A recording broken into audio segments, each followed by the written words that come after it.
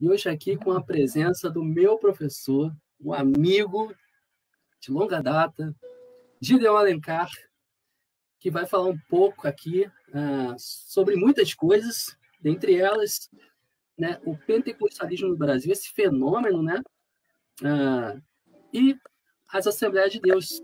A Assembleia de Deus hoje, cara, que é uma das maiores, se não a maior igreja do Brasil. Meu pai iniciou o ministério dele nos anos 40, foi um dos pioneiros lá no Ceará, e eu vivi a vida toda na Assembleia de Deus, ouvindo as histórias, conhecendo, e eu nunca imaginei que eu pesquisaria as Assembleias de Deus. Quando eu entrei no mestrado, 20 anos atrás, de verdade, meu projeto de pesquisa era racismo. O racismo como elemento central do nascimento do pentecostalismo nos Estados Unidos e no Brasil.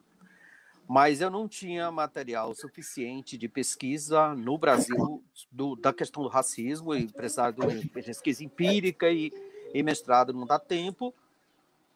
E é uma longa história, e um professor uma vez me desafiou: cara, você conhece a Assembleia de Deus internamente, é uma igreja grande, a maior igreja do Brasil, e tudo, seria bom que alguém interno fizesse uma análise disso. E aí eu fiz o meu mestrado sobre as Assembleias de Deus. Entre o mestrado e o doutorado demoraram aí 8 anos, é uma longa história por uma série de razões, mas eu continuei pesquisando as Assembleias de Deus, tanto o meu objeto de pesquisa como o meu referencial teórico, que era Max Weber. E aí, quando eu entrei no doutorado, eu tinha já uma definição de um projeto de pesquisa. Nesse período, eu participei de diferentes eventos, tanto acadêmico quanto mais teológico, dentro do seminário teológico, discutindo isso. E ao longo dos anos, aí foi quando, em 2000, quando eu estava no mestrado, começou a RELEP, que é a Rede Latino-Americana de Estudos do Pentecostalismo. Nesse período, a gente teve diferentes encontros internacionais, na Costa Rica, no Chile, no Equador, no México, e aí eu fui acumulando material sobre as Assembleias de Deus da América Latina, porque hoje, com a internet, é fácil você entrar no site dessas igrejas no Brasil inteiro, no mundo inteiro. A gente tem até um projeto na RELEP chamado As Assembleias das Américas, onde a gente elaborou, eu produzi uma tabela sobre as Assembleias de Deus em toda a América Latina, e hoje eu tenho também, estou juntando material, tanto que eu tenho algumas prateleiras aqui atrás de mim, é só a Assembleia de Deus. Eu tenho um material da Assembleia de Deus, começando aqui da Argentina, Chile, passando Bolívia, Peru, América Central, Caribe, Estados Unidos, Canadá, Europa, até o Japão. Então, eu fui juntando material sobre as Assembleias de Deus desses países todos. E eu terminei escrevendo toda a minha pesquisa sobre as Assembleias de Deus, porque, como eu digo no meu texto, que é o título da minha tese de doutorado, as Assembleias de Deus são a matriz pentecostal brasileira. A gente é roqueiro, né, professor? E aí eu não tenho como não notar, o seu cabelo é muito parecido com o do meu pai, cara. É impressionante, cara, o cabelo do meu... Só que assim, o cabelo do meu pai tá cortado, professor. Mas é a mesma pegada. Professor. Esse mundo tá perdido ou tá salvo, né? Que a gente faz uma live sobre as Assembleias de Deus e o cara vai ver meu cabelo. O cara fala de cabelo. É um papo aleatório, né, professor? Tá. Ainda bem que você reconhece. Mas assim, quando eu gosto de brincar aqui em São Paulo, assim, não existe paulista, existe nordestino nascido em São Paulo, né? Porque assim, nordestinos se espalharam. E aí, deixa eu pegar esse teu gancho aí, que, por exemplo, como é que a Assembleia de Deus, em 20 anos, ela alcança o Brasil inteiro? Pela migração interna. Ela é fenômeno de migração. Quer dizer, quando ela nasce em 11, em Belém do Pará, o Brasil é o maior produtor de borracha do mundo. A indústria gomífera é a indústria do petróleo hoje, né? Que era o petróleo da época, né? A borracha. O Brasil é o maior produtor. Na década de 10, começaram a produzir borracha na região da Ásia, Malásia, aquela região lá. Malásia hoje, né? Porque na época não existia Malásia. Não é aquela região onde é a Malásia hoje. Que não tinha lá a malária. Resultado: em 10 anos, o Brasil deixou de ser o maior produtor para caiu para 15% da população mundial, da produção mundial. Ou seja, aí eu pego, inclusive, os dados censitários do IBGE, que vai dizer que sim, entre 10 e 30, nesses 20 anos, 200 mil seringueiros nordestinos em geral migraram da região do Amazonas para o resto do Brasil. Então, se você pega lá o primeiro jornal, que é o Boa Semente, você vai encontrar em diferentes momentos assim, um anúncio. Olha, nós estamos precisando de um pastor aqui, começaram uns irmãos que chegaram aqui. Ou seja, quem é que constrói essa igreja? São pessoas anônimas. Por isso que eu fiz questão que na capa desse livro eu tivesse uma foto de figuras anônimas. Quer dizer, nada mais mentiroso, e a palavra pode parecer forte, mas nada mais mentiroso do que toda essa glamorização de nomes e, basicamente, de homens nas Assembleias de Deus. Porque essa igreja não foi feita por homens. Foi feita, inclusive, por mulheres anônimas. Foi feito por migrante pobre, desempregado, semiletrado, de região agrícola, que esse pessoal se espalhou a partir da região Amazônia e saiu levando a mensagem pentecostal pelo Brasil inteiro, de forma absolutamente anárquica. E eu gosto sempre de lembrar que uma vez eu estava falando sobre isso, e um pastor já bem idoso disse assim: me admiro você dizer que é crente e ver que essa história de crise da borracha, menino, quem espalhou o evangelho foi o Espírito Santo. Ou seja, isso é razão do fiel, que eu respeito absolutamente. Quer dizer, para o fiel, foi o Espírito Santo. Mas aí eu disse para ele: escuta, quem é que espalhou a igreja no Ato dos Apóstolos? Foi o Espírito Santo? Sim, mas o Espírito Santo não espalhou assim de forma milagrosa. Pegou as pessoas e fez as pessoas aparecerem em Jerusalém e aparecerem na Antioquia. O que ocasionou a migração de Jerusalém? A perseguição. Então começa, a partir do capítulo 8, é bem específico a respeito disso, a perseguição no Ato dos Apóstolos, e aí vem a conversão do apóstolo Paulo. As pessoas foram espalhadas a partir de Jerusalém e saíram levando a mensagem do evangelho para tudo quanto é lugar. É tanto que quando Paulo chega em alguns lugares, já tem cristãos. A mesma coisa que vai acontecer no Brasil. Ou seja, essa história aí, Daniel Berg, Daniel Berg, só se fala Daniel.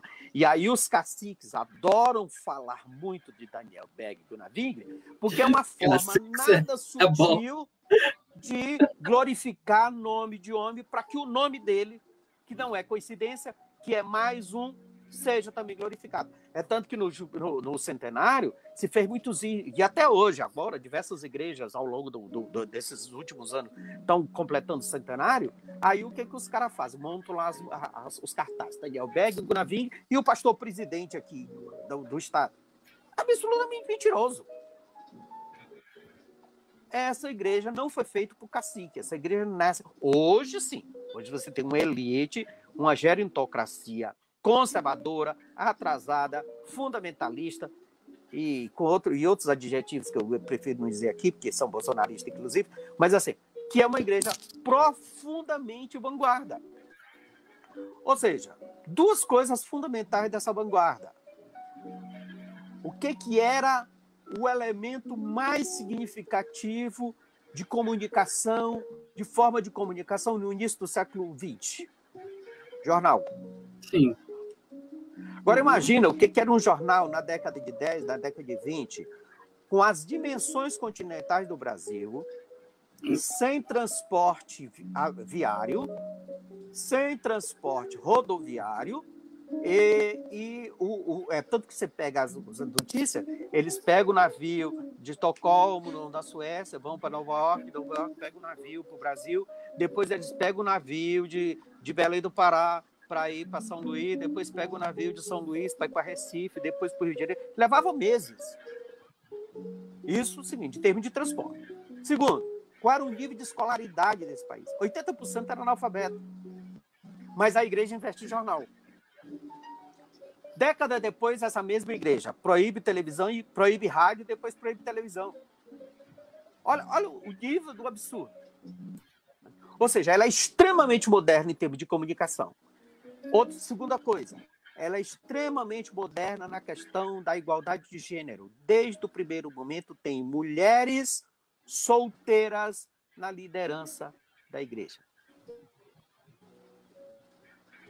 A própria Frida, que é a esposa do Wingre, é a figura central dessa liderança, onde você tem mulheres dirigindo igreja, pregando e escrevendo jornal. Porque quando eu comecei a ler o Boa Semente, que é o primeiro jornal de 19 a 29, quer dizer, tem um outro jornal muito rapidamente, que é o Voz da Verdade em 17, mas não funcionou. Então você tem o Boa Semente. Eu começo a ver diversas mulheres escrevendo e esse jornal é liderado, dirigido pela Frida Wing. Em que lugar do mundo, em 1919, ou no início dos anos 20, tem um jornal dirigido por uma mulher? Complicado. Mulher não votava. Mulher não votava nem no Brasil, nem nos Estados Unidos e nem na Suécia. Já existia um movimento sufragista, mas é só na década de 30 que as mulheres entram no processo eleitoral. E o Jornal da Assembleia de Deus é liderado por uma mulher, é dirigido por uma mulher. Ou seja, quando eu li esse negócio, eu comecei, ué, que história é essa? E aí você começa a ver. É tanto que a primeira convenção, em 1930, lá em Natal, no Rio Grande do Norte, um dos tópicos da convenção foi proibir o ministério feminino. E uma vez eu estava falando sobre isso e um pastor levantou a mão. Você tem o nome das mulheres que estavam lá dirigindo igreja? E não sei o que. Eu disse, não tem. Não, então não é verdade. Eu digo, então, se não era verdade, por que a convenção proibiu? Se não tinha mulher dirigindo, por que a convenção proibiu? E na época que ele me fez essa discussão, eu não tinha. Mas depois eu encontrei registros históricos de nome de mulheres dirigindo essas igrejas. E, é claro, o próprio modelo machista posterior fez questão de apagar o nome das demais mulheres. Né? Mas aí, professor, por que existe uma questão fundamentalista, né, teológica, para subjetivamente assim, inibir, né, a atuação da mulher, até mesmo dentro da Assembleia de Deus? E por que isso, professor? E outra pergunta que eu queria fazer, por que assim, tantas subcategorias, né, das assembleias? Né? Existe uma Assembleia de Deus original hoje, que a gente pode dizer, essa é a Assembleia de Deus? Você vê duas questões aí interessantes. Bom, primeira questão da adjetivação fundamentalista tá genérico e é muito comum hoje usar, inclusive, como insulto, ou algumas pessoas se autodenominam como achando que isso é vantagem. Né? Não tem a ver com a questão fundamentalista. Fundamentalismo é uma outra discussão e, se der tempo, a gente volta aqui. É tanto que a Assembleia de Deus, lá de Belém do Pará, no centenário, assumiu o nome Assembleia de Deus Igreja Mãe, que era a briga famosa do Samuel Câmara, lá em Belém, contra o Zé Wellington, aqui em São Paulo. Quer dizer, uma tentativa. Até porque também confundia, né? O Belenzinho e Belém. O pessoal falava de Belém, pensando que estava falando do Belenzinho aqui e do Belém lá. Não é... Freud explica, né? Os dois com o mesmo nome brigando. E aí eles criaram essa denominação de Igreja Mãe. A primeira igreja, oficialmente, de fato, é Belém do Pará. E começa lá, em 1911. Mas, mais uma vez, no próprio Estados Unidos, quando se organiza, é uma confederação, são diferentes grupos que se pentecostalizaram em diferentes lugares. A foto do nascimento das Assembleias de 1914 tem um número grande de pessoas, e um parênteses, brancos, né? Porque é o pentecostalismo branco, tá? E o que existia nos Estados Unidos era a igreja mais forte pentecostal, era a Igreja de Deus. Então, a Igreja de Deus é o pentecostalismo negro, e aí a Assembleia de Deus é o pentecostalismo branco. Mas ela já nasce com esse nome plural, assembleias. Por quê? Porque elas são, de fato, assembleias. Uma das coisas que eu brinco no meu texto é as idiosincrasias brasileiras, porque as assembleias não são assembleias como a congregação cristã não é uma congregação. Mas isso faz parte do folclore brasileiro. Então elas nascem, diferentes igrejas se reúnem, porque são igrejas batistas e autônomas que se pentecostalizaram, e aí assume o nome Assembleia de Deus. Qual é a grande questão? Primeiro, a doutrina pentecostal, e segundo, é uma categorização racial, porque essas igrejas são brancas, nos Estados Unidos. No Brasil, em 11, quando eles são expulsos da Igreja Batista lá, em Belém do Pará, eles fundam Missão da Fé Apostólica, que é a igreja central, do mito fundante do pentecostalismo na Azusa Street, em Los Angeles, que é a igreja do Seymour, do William Seymour, que é o negro, filho de escravo, cego de um olho, que é o grande líder e o grande ícone do pentecostalismo no século XX. E como é uma região de muita migração, passa por lá muita gente foi influenciada por esse movimento. E Azusa Street se torna o grande referencial do pentecostalismo mundial. Mas não é o único nem o primeiro. Diferentes outros grupos tinham manifestações pentecostais, tanto de forma concomitante como de forma anterior. Quando eles são expulsos da Igreja Batista em Belém do Pará, eles abrem, eles vão se reunir numa casa, depois eles têm um templo, e se chama Missão da Fé Apostólica. Basta ver os jornais da época e o jornal não, que eles tiveram só um jornal, que é o Voz da Verdade 17, e passou, mas se você vê tanto da biografia, a biografia histórica do Wingre, do Berg e da própria Frida, eles dizem que a igreja é chamada Missão da Fé Apostólica e também as Assembleias de Deus. E aqui entra um grande problema que ajudou a confundir muita gente. Por quê? Como os americanos são os primeiros a usar esse nome, e americano acha que inventou o mundo, né? Eles estavam antes de Deus, inclusive, para dar a ideia lá do cosmos, que tudo é deles. Você tem textos em inglês dizendo que todas as Assembleias de Deus do mundo são originadas a partir dele. Ou então textos em inglês dizendo que os missionários suecos americanos que fundaram a Assembleia de Deus no Brasil. Mentira, os suecos não eram americanos. Os suecos eram suecos. Não é nem de filiação ou de etnia, não sei o quê. Eles eram da Suécia, foram para os Estados Unidos vieram para cá. E tem um texto do Abraão de Almeida, outro texto mentiroso, de dizer que a Assembleia de Deus no Brasil foi a primeira igreja no mundo a usar esse nome. Não é verdade. As Assembleias de Deus no Brasil começam a usar o nome só em 18, quando elas vão fazer um registro em cartório. E aí a gente tem que lembrar o seguinte, nós estamos na década de 10, numa região, mesmo que seja uma cidade, mas os níveis de institucionalização, os níveis de regulamentação, quer dizer, não precisa pensar na década de 10. 3 décadas atrás aqui no interior, e na nossa contemporaneidade mesmo, na região do interior, o cara que construir um prédio, ele precisa de licença ambiental, ele precisa de uma planta, ele precisa de uma autorização da prefeitura. Isso é coisa que veio a partir de Getúlio. Todo esse processo de institucionalização é um processo já quando o Brasil se torna um país urbano. Então, no primeiro momento, não tinha registro de prédio, não tinha registro institucional, não tinha nada, era tudo anárquico. Anárquico aqui no sentido clássico da palavra. Então, eles em 18 assumem esse nome. E foi uma pergunta que eu deixei no mestrado que eu não consegui entender. Por que esse nome? Porque esse nome não fazia nenhum sentido para o Brasil. As Assembleias de Deus nos Estados Unidos eram uma igreja de classe média e segregacionista, era uma igreja de branco, que já nasceu com faculdade, com pastora, com todo o processo. A Assembleia de Deus nos Estados Unidos até hoje é muito diferente da Assembleia de Deus no Brasil. Então, não fazia nem sentido os suecos assumirem esse nome, já que o nome original era a Missão da Fé Apostólica. Tem 2 hipóteses. Uma que o próprio Wingre conta nas memórias dele, que ele foi em 17, conheceu as Assembleias de Deus nos Estados Unidos, e quando ele voltou, ele comentou com os irmãos da igreja e o pessoal optou por esse nome. Mas por que não mantém Missão da Fé Apostólica? Esse era um grupo negro que estava tendo muito problema, houve muita divisão, muita disputa, e a questão racial estava sendo muito forte entre eles.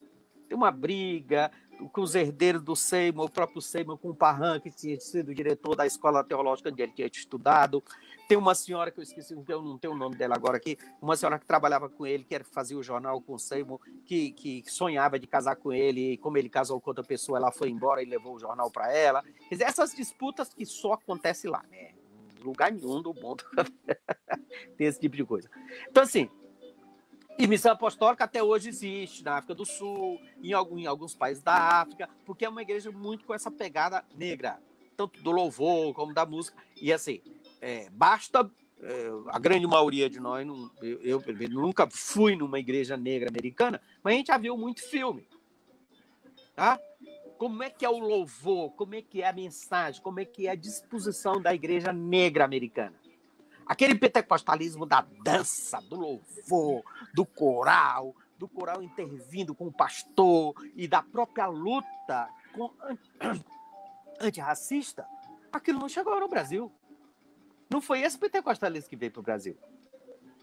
O pentecostalismo que veio para o Brasil foi o étnico, do Franciscão, que funda a Congregação Cristã, e por ser um grupo italiano aqui em São Paulo, os italianos são extremamente estigmatizados como arruaceiros, anarquistas e comunistas, onde é que nasce o movimento comunista e o movimento sindical dos anarquistas aqui em São Paulo, entre a migração italiana.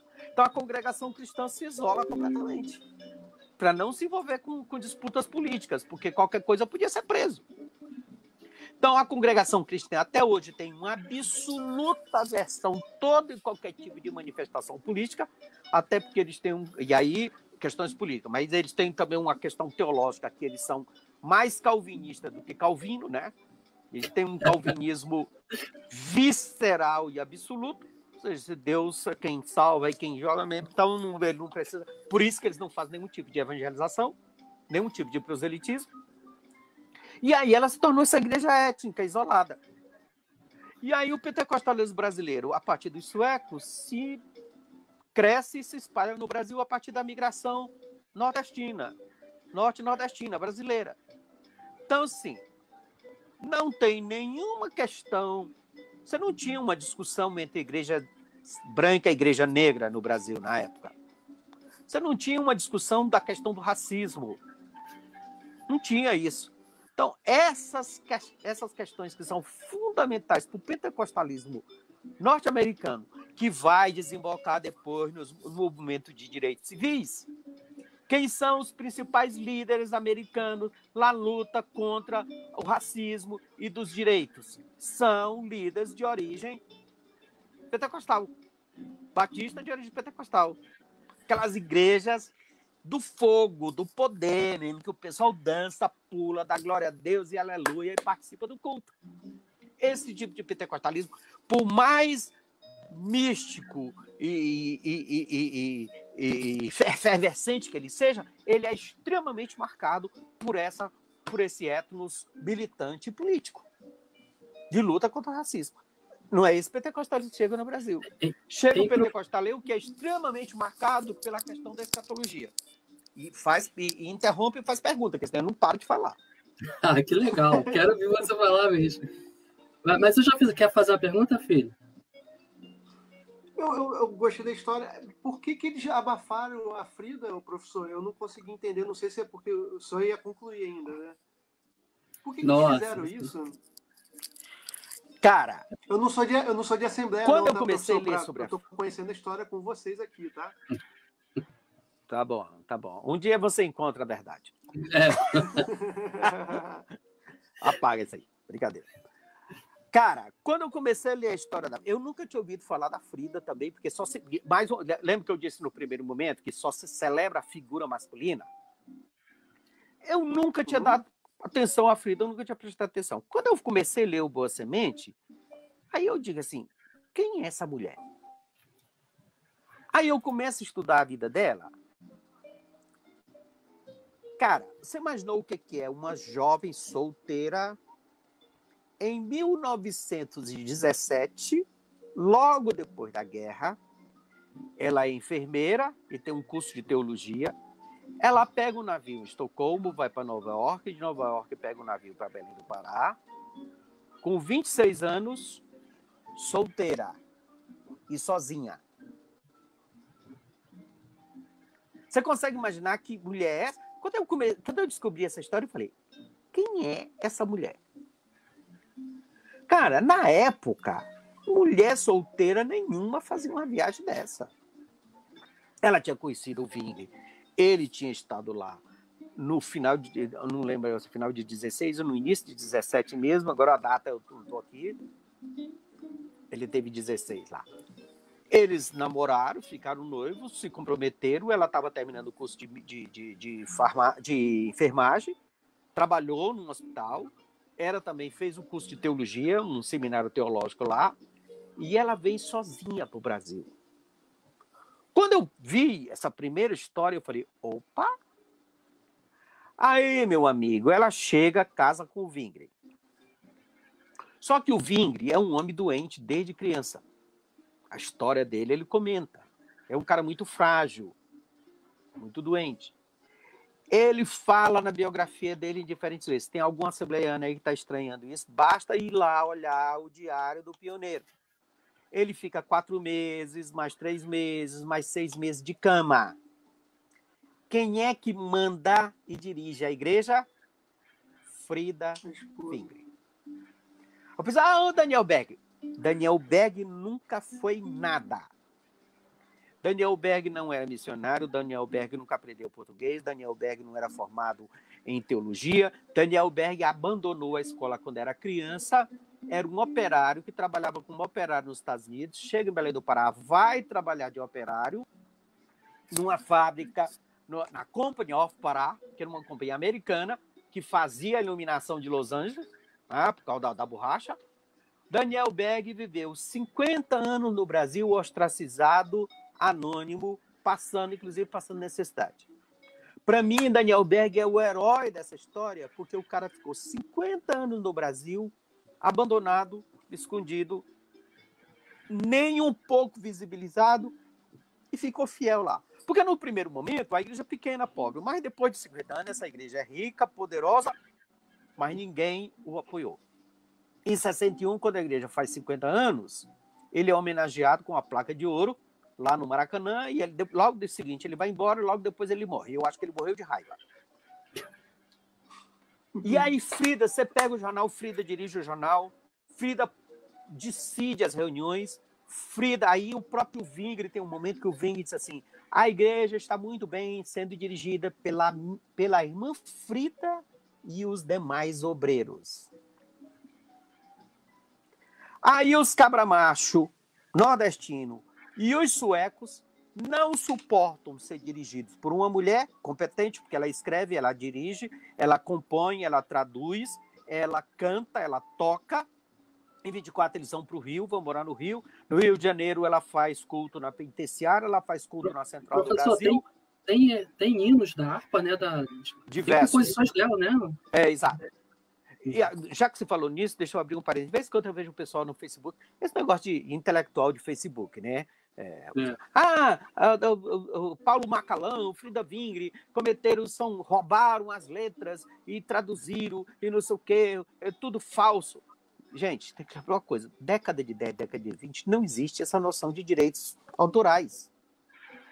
Não existe copyright, não existe, como é que é tem uma instituição que controla esse negócio de publicação de música e tudo, e que cobra os direitos autorais e para dar para os músicos.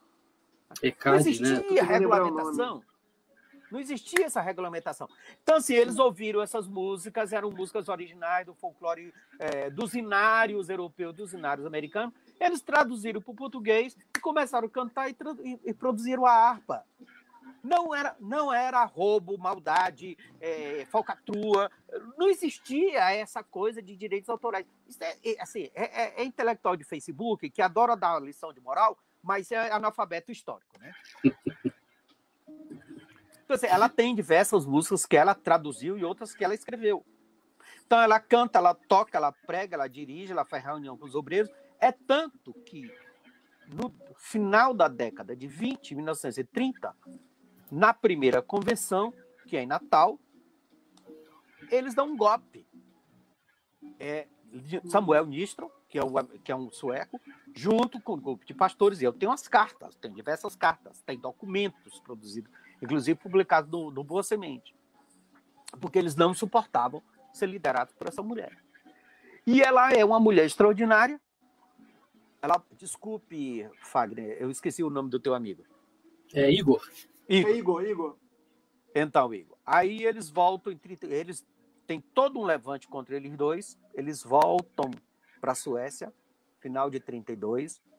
No início de 33, ele morre, e o Zwingli morreu de tristeza.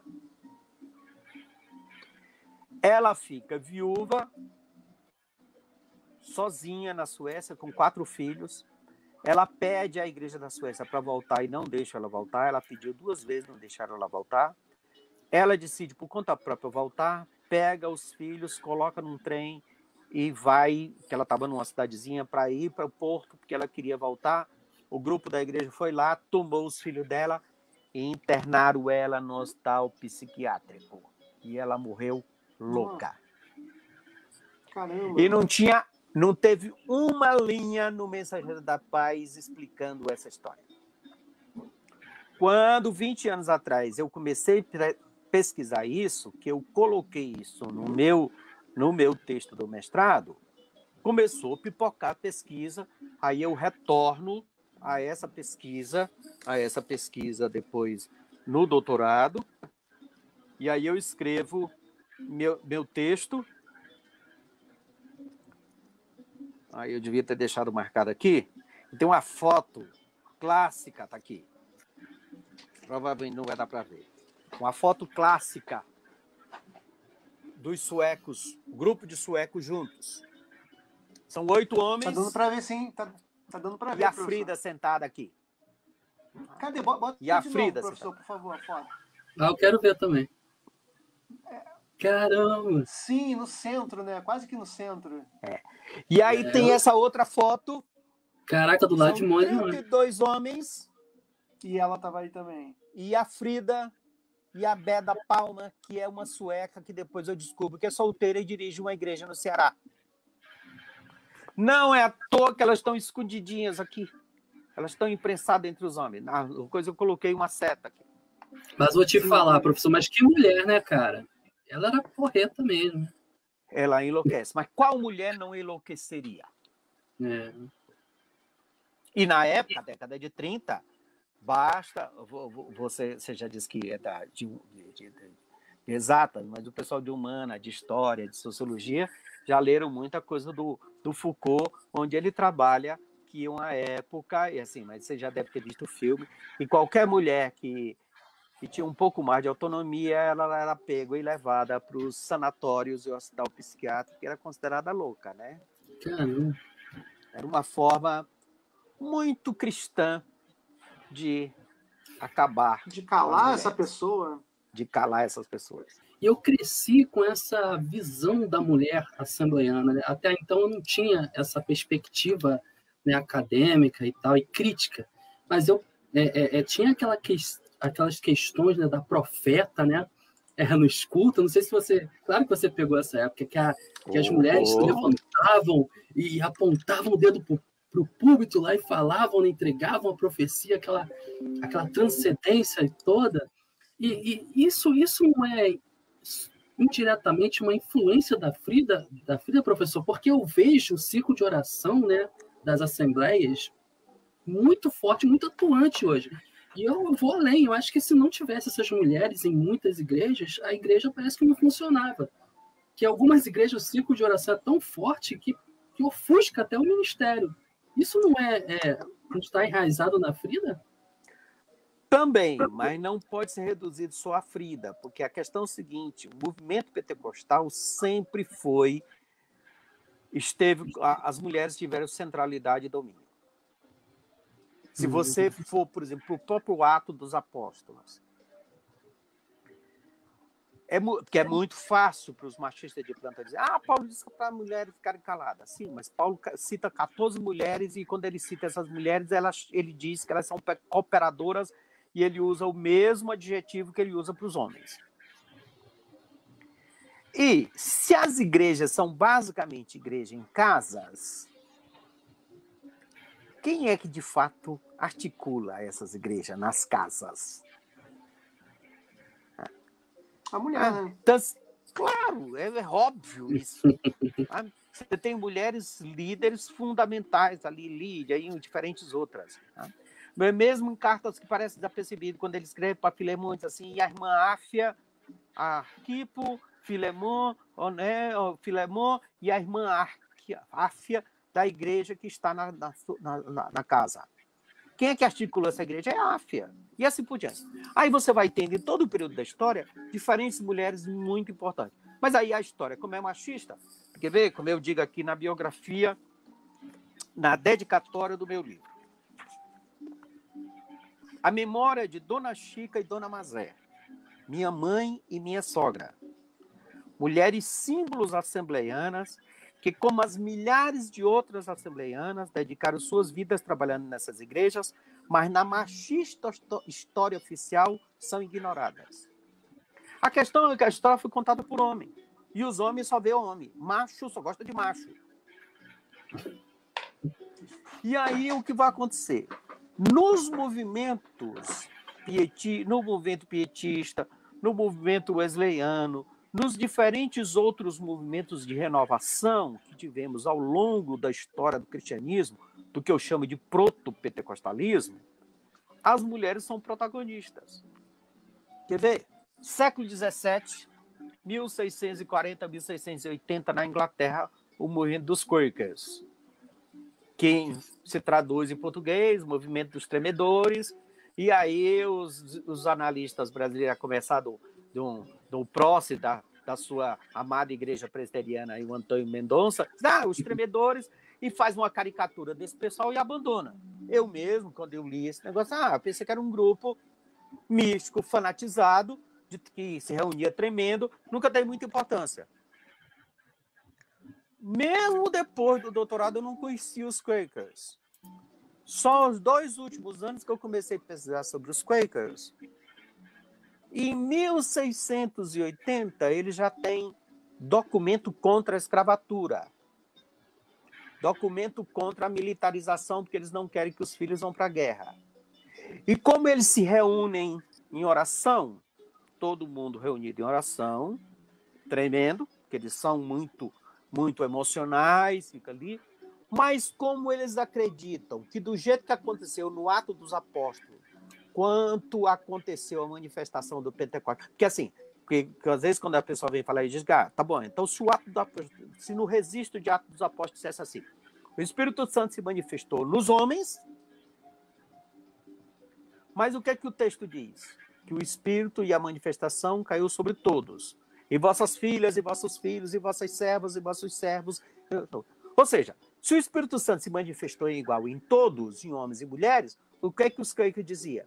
Deus pode falar tanto por homem como por mulher. Resultado, eles, em 1640, defendem igualdade de gênero. Uhum. Essa coisa que você pensa, feministas agora, no século XX, não sei o quê. Coisa nenhuma. Em pleno século XVII, os Quakers trabalham com a ideia de que homens e mulheres são iguais perante Deus. E é claro que isso também não foi consenso entre eles. Aí, quando você vem no metodismo, você vem no pietismo, você vem nos avivamentos, diferentes avivamentos, no próprio pentecostalismo, qual é o grande problema da igreja do Seymour, inclusive? Por quê? Porque tem mulheres na liderança, e eram mulheres negras. Então é o seguinte, um movimento que é liderado por mulher e mulher negra, ele é, a priori, desqualificado.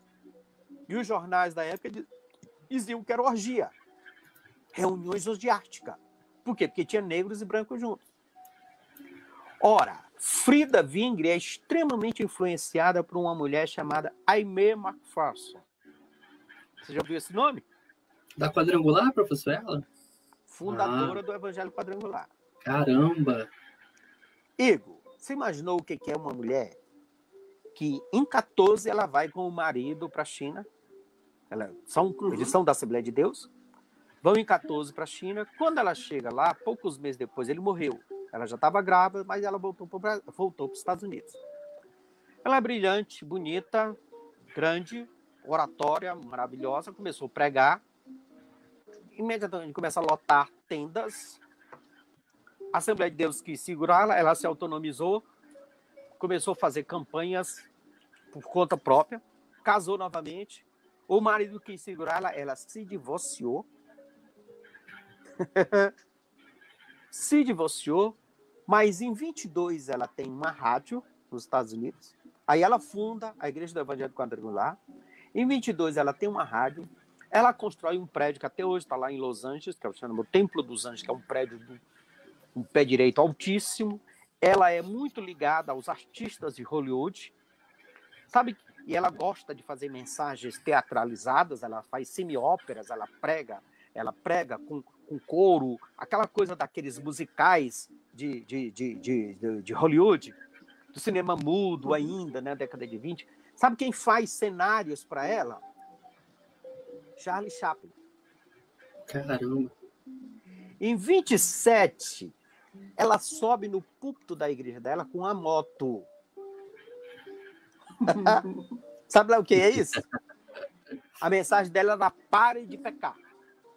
Ela entra com a moto, tem uma placa de stop, e aí ela prega.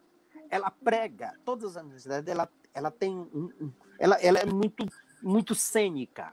Ela simplesmente não fala, ela não só fala, ela faz algum tipo de dramatização para ter uma aplicação pedagógica. Ela lota estádio nos Estados Unidos, ela vai para a Austrália, ela vai para a Europa. Nesse intervalo entre Primeira e Segunda Guerra Mundial, ela faz movimentos de arrecadação pela rádio dela. E aí, no mestrado, Wagner, eu tinha levantado a hipótese de que a Frida e o Ving tinham sido influenciados pela McPherson. Mas era só uma hipótese por causa da data. Eu lembro que eu ouvi crítica, inclusive, de um pastor muito importante, dizendo: não, você está viajando, você não pode. Eu falei: não, eu não estou afirmando, eu estou só levantando a hipótese por causa da questão da data. Quando foi no doutorado, eu conheci uma jornalista sueca que estava pesquisando a mesma coisa. Ela pesquisou muita coisa nos Estados Unidos e ela gravou uma série de coisas lá e ela me mandou 7 DVDs com milhares de documentos escaneados.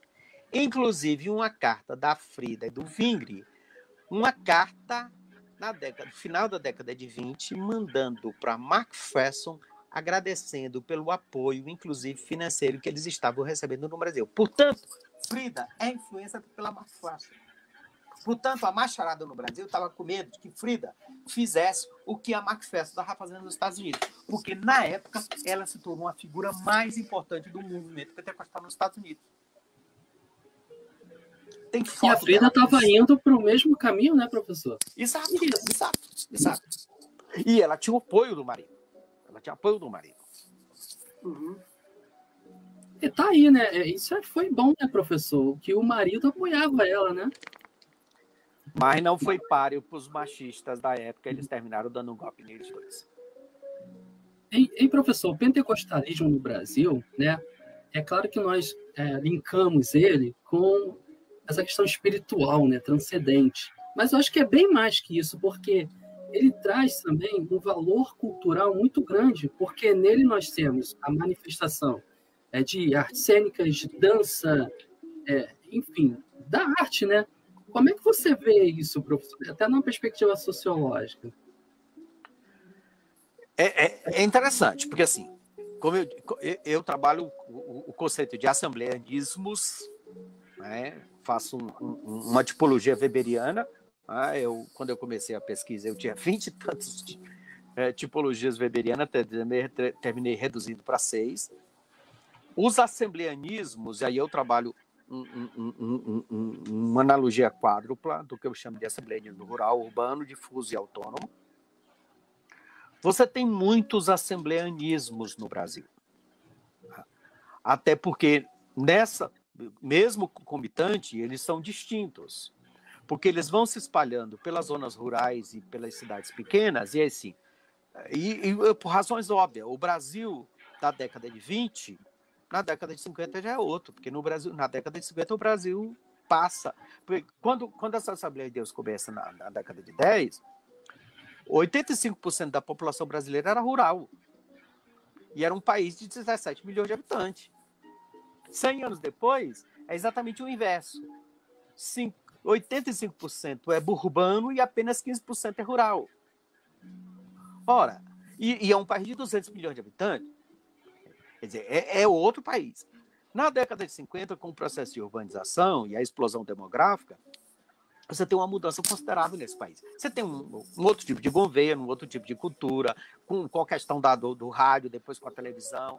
Esse país, apesar das dimensões continentais, ele tem canais de televisão e rádio que alcançam o Brasil inteiro, o próprio jornal e pronto. E você tem essa igreja com essa capilaridade nacional. Ela sempre teve dificuldade de lidar com a arte. E aí, preste bem atenção, não é só a Assembleia de Deus. Você vai lá para a Reforma Protestante, a Reforma Protestante tem muita dificuldade de lidar com a arte. E aí Weber, meu teórico principal é Weber. Weber vai dizer assim, qual é o problema da religião em geral com a arte? É porque a arte tem pretensão redentora, a arte dá sentido. E na medida que você dá sentido à vida a partir da arte, a religião vai para segundo plano. E a arte é autônoma. Quer dizer, arte engajada é arte ruim. A arte é autônoma, a arte é tautológica. A arte não precisa de justificativo. Então, por exemplo, Lutero tem texto e Calvino é pior ainda, que é um conservador fanatizado. Lutero vai dizer para os príncipes assim, que é bom eles diminuírem os feriados, porque nos feriados as pessoas vão para as praças, vão dançar, vão beber e dão espaço para a licenciosidade. A Reforma Protestante é uma teorização que celebra o trabalho e não o lazer, porque lazer é ociosidade. Não é à toa que depois Weber vai escrever Ética Protestante e o Espírito do Capitalismo, né? Que é o elemento central para o desenvolvimento e apoio à questão do trabalho. Ou seja, enquanto a Igreja Católica, com todo o seu espaço cênico, com toda a sua iconografia de imagens, de desenhos, de vitrais, com toda a estética, para cada momento você tem uma estética diferente das vestes talhares dos sacerdotes. O que é uma igreja protestante? É um espaço, 4 paredes limpas, no máximo vai ter uma paisagem lá de uma cachoeira ou de alguma coisa. Nós somos absolutamente iconoclastra, nós não aceitamos nenhum tipo de manifestação artística, não temos vitrais, não temos não sei o quê, não sei o quê, não sei o quê. Por quê? Porque nós somos o povo da palavra. A gente só celebra o texto bíblico. Pronto. Aí, dança é pecado. Moldura, não, aí é idolatria. Aí pintura, né? Idolatria. Aí qualquer tipo de verso, não, aí é vaidade. Por quê? Porque a gente só celebra trabalho. Diferente, por exemplo, de culto afro. O terreiro tem numa só celebração. Eu sei que se algumas pessoas, os mais crentes aí, agora já não estavam gostando, agora vão piorar. Tá tranquilo, pode Eu estou falando puramente do ponto de vista estético. Você chega no terreiro você tem muita beleza estética para ver, você tem sons diferentes para ouvir, você tem objetos sagrados para pegar e você tem coisa para comer, para cheirar. É uma expressão religiosa que atinge os 5 sentidos. Não tem coisa mais babaca do que essa coisa dos reformados. Dizer, não, nós somos uma religião cerebral. Tá? E essa foi uma briga que eu já tive em diferentes momentos de discussão. Que os pentecostais são muito emocionais. Porque então, eu lembro que uma vez no simpósio na universidade, o cara bem feito fez um discurso extremamente estigmatizador, preconceituoso contra os grupos pentecostais, contra a manifestação pentecostal, e aí, para piorar, muito misógino, porque eles faziam toda uma caricatura fanatizadora da atuação feminina, quer dizer, é um culto fanatizado, é um culto emocionado, é um culto não sei o quê, por causa das mulheres. E o nosso culto, não. Nosso culto reformado em cima dos critérios da racionalidade. Eu falei, então, quando você vai assistir uma peça de teatro, você não tem nenhum tipo de emoção. Quando você assiste um filme, você não tem nenhum tipo de experiência estética, da visão, da beleza, de emoção. Quando você vai participar de uma exposição de arte, você não tem nenhum tipo de relação mais próxima com alguma coisa. Ou seja, por que você pode usar os demais sentidos de olfato, de visão, de emoção, de tato, tudo, nas outras experiências da vida, mas quando é em relação a Deus, você só pode usar pretensamente o tal do cerebreiro. O tal do cérebro. Aí eu nem vou falar de futebol, né? Sim, eu estava pensando nisso, né?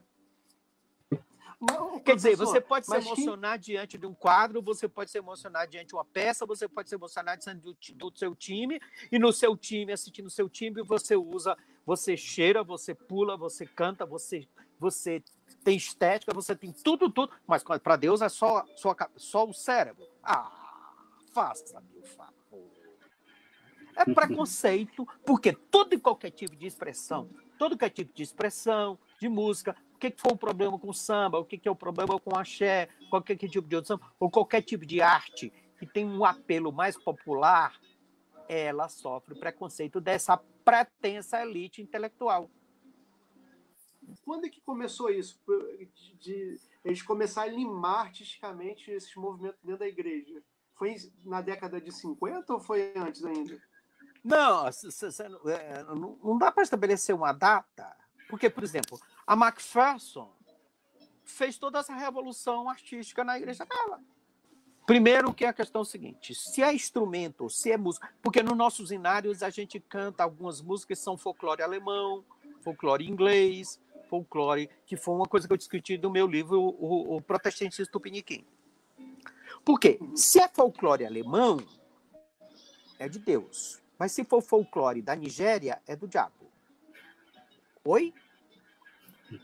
Por quê? Porque é racismo sacana, cínico e assumido mesmo. As pessoas assumem. Ou seja, qual foi o problema de que, no Brasil, em termos de música, com os americanos e os europeus que vieram, eles trouxeram, no primeiro momento, o órgão, porque no primeiro momento lá da história da igreja, desde o período medieval, era o órgão, né, do canto, veio o canto gregoriano, depois o órgão, depois o piano. E o piano já é um negócio mais moderno, e o piano, no primeiro momento, em alguns momentos, era usado nos puteiros, nos bordéis. Sério? Mas bordel, como veio do branco europeu, então é santo. Mas o atabaque, não, o atabaque é do demônio. Por quê? Porque o atabaque veio com os negros. Entendi. Aí, isso é uma coisa profundamente racista. A questão dos instrumentos eletrônicos é porque o próprio instrumento eletrônico, no primeiro momento, veio a partir de grupos mais progressistas e mais subversivos. Então, toda e qualquer inovação, assim, com quem que Jesus tem maior problema nos evangelhos? Com a igreja. Com os doutores da lei, né? Com os religiosos. Sinagogas. Com os religiosos que chegam para Jesus. Não, mas nós somos filhos de Abraão. E Jesus xinga pior do que filho da... Vocês têm como filho, vocês são filho do diabo. Né? Que eu até hoje mesmo estava conversando com um amigo meu que está fazendo uma pesquisa, quer fazer um trabalho sobre a questão do xingamento, ele dizendo, os xingamentos são sempre sexuais. Eu falei, não, os xingamentos são sempre sexuais de depreciação das mulheres. Porque ninguém xinga o outro de filho do puto. Verdade, professor. Verdade mesmo. Os xingamentos são sempre sexuais de depreciação da mulher. Você não xinga o pai, por que você só xinga a mãe? Eu nunca vi por essa perspectiva. Claro. Estou aprendendo aqui, é mesmo. Você só xinga a mãe. Os xingamentos são essencialmente mulheres.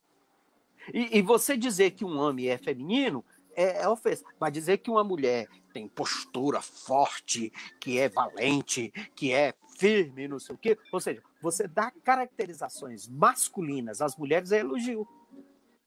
Mas você diz que um homem, ele é muito meigo, ele é muito sensível. No modo automático, né, e entra assim no modelo. Vai repetindo essas coisas. Vai repetindo esse modelo de depreciação.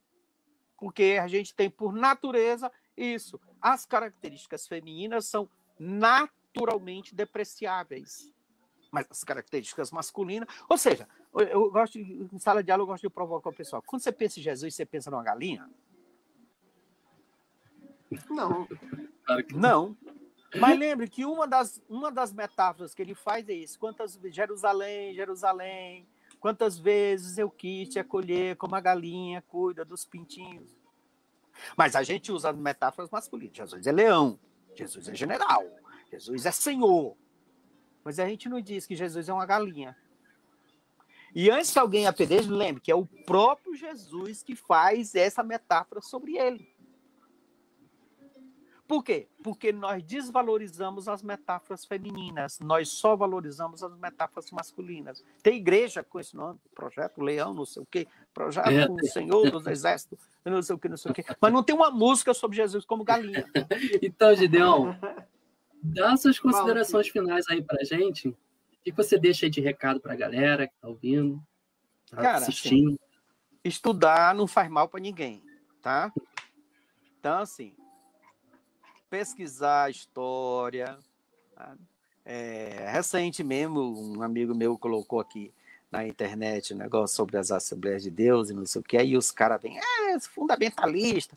Aí eu disse assim, olha, tem que lembrar uma coisa, o fundamentalismo nos Estados Unidos, a Associação Fundamentalista nos Estados Unidos, era visceralmente inimiga dos pentecostais. Porque a associação, o movimento fundamentalista é um movimento de uma elite intelectual branca, que celebrava o texto, que falava dos originais, que se dizia intelectual, portanto pentecostal, que orava, que pregava, que chorava, que não sei o que, era gente que não tinha racionalidade respeitável. E as Assembleias de Deus, que é branca, que nasce já na classe média, tentaram se filiar à Associação Fundamentalista nos Estados Unidos e foi rejeitada. Só foi aceita anos depois. Ou seja, dizer que o pentecostalismo é fundamentalista no primeiro momento é absolutamente falso, mentiroso, historicamente mentiroso. Posteriormente, não. Posteriormente, sim. Ela adere à ideia do fundamentalismo, que são os 5 pontos centrais dos fundamentos, que é a briga contra a questão da ciência, já no final da década de 20, na famosa lá, julgamento do Scopes, que é um professor que vai ensinar a questão da teoria da evolução e é processado nos Estados Unidos, que aí virou o negócio do julgamento do macaco. Então, os fundamentalistas nesse primeiro são extremamente anticientíficos. Não é à toa que você tem hoje um país, um governo fundamentalista, extremamente apoiado por essa direita rancorosa, estúpida e similetrada, tanto dos reformados presbiterianos que estão lá no poder, quanto dos grupos pentecostais e neopentecostais. Quer dizer, e chamar esse pessoal de fundamentalista ainda é elogio, porque os fundamentalistas, no primeiro momento, são pelo menos pessoas de estudo, que celebram pretensamente uma racionalidade. E aí o pentecostalismo, no primeiro momento, ele é extremamente transgressor do ponto de vista racial, porque ele entende que negros e brancos são iguais perante Deus, são transgressores nas questões de gênero, porque eles entendem que homens e mulheres são iguais perante Deus, e são transgressores absolutamente em termos de classe social, porque para eles não tem classe social melhor ou pior, eles são visceralmente anti todo qualquer tipo de hierarquia. Então, o pentecostalismo do início do século, ele é profundamente transgressor, subversivo. Progressista, né? Absolutamente progressista. Ele usa tudo que existe mais moderno na sociedade. E é isso aí, gente. Até a próxima. Filho Podcast, um abraço.